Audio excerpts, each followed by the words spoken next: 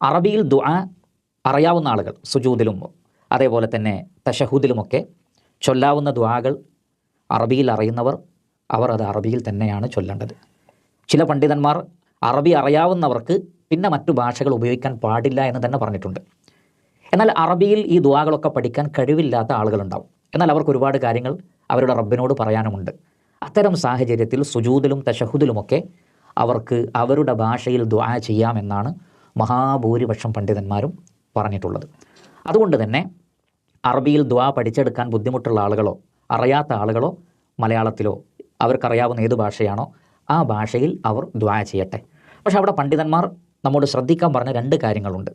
അതിലൊന്ന്, പരമാവധി നമ്മൾ നബി സല്ലല്ലാഹു അലൈഹി വസല്ലമയിൽ നിന്ന് സ്ഥിരപ്പെട്ട നമസ്കാരത്തിൽ റസൂല് പഠിപ്പിച്ച ദുആകൾ തന്നെ തിരഞ്ഞെടുക്കുക. കാരണം അതിലാണ് കൂടുതൽ ഖൈർ. അള്ളാഹുവിൻ്റെ റസൂല് പഠിപ്പിച്ച ദുആകളിലുള്ള ഖൈർ പോലെ നമ്മൾ സ്വയം ഉണ്ടാക്കുന്ന ദുആകളിൽ ഉണ്ടാവുകയില്ല. അതുകൊണ്ട് മാക്സിമം അവരെന്ത് ചെയ്യട്ടെ, അറബിയിൽ നമുക്കറിയാം അള്ളാഹുവിൻ്റെ റസൂലിൽ നിന്ന് വളരെ ചെറിയ ദുആകളൊക്കെ വന്നിട്ടുണ്ടാകും, പക്ഷേ അതിൽ വലിയ ആശയങ്ങളുണ്ടാകും.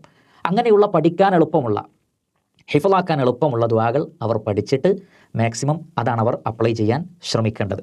അതേപോലെ തന്നെ മറ്റൊരു കാര്യം കൂടി അവർ ശ്രദ്ധിക്കണം.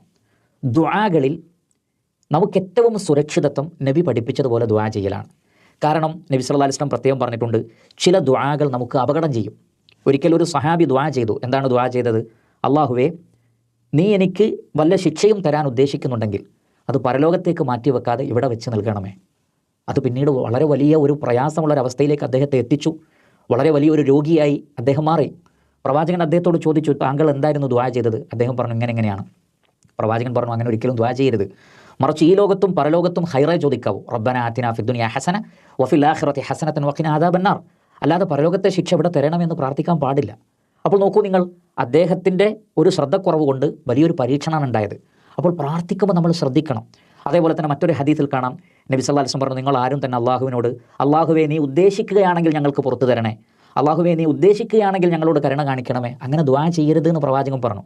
മറിച്ച് നീ ഉദ്ദേശിക്കുകയാണെങ്കിൽ എന്നല്ല, മറിച്ച് അള്ളാഹുവേ നീ പുറത്തു തരണമേ, എന്നോട് കരുണ കാണിക്കണമേ, അത് കിട്ടണമെന്ന യഖീനിൽ തന്നെ ചോദിക്കണം. അപ്പോൾ അവിടെയൊക്കെ അള്ളാഹുവിൻ്റെ റസൂൽ ചില മര്യാദകൾ പഠിപ്പിക്കുന്നുണ്ട്. അപ്പോൾ പലപ്പോഴും നമ്മൾ സ്വന്തം നിലക്ക് ദുആ ചെയ്യുമ്പോൾ ചില പരിക്കുകൾ ഇതേപോലെ നമുക്ക് സംഭവിക്കാൻ സാധ്യതയുണ്ട്. അതുകൊണ്ട് അവരെന്ത് ചെയ്യട്ടെ, അറബിയിൽ പഠിക്കാൻ പറ്റില്ലെങ്കിലും പ്രവാചകൻ പഠിപ്പിച്ച ദുആകളുടെ അർത്ഥം മനസ്സിലാക്കുക. അപ്പോൾ പിന്നെ അബദ്ധം പറ്റാതെ ദുആ ചെയ്യാൻ അവർക്ക് സാധിക്കും.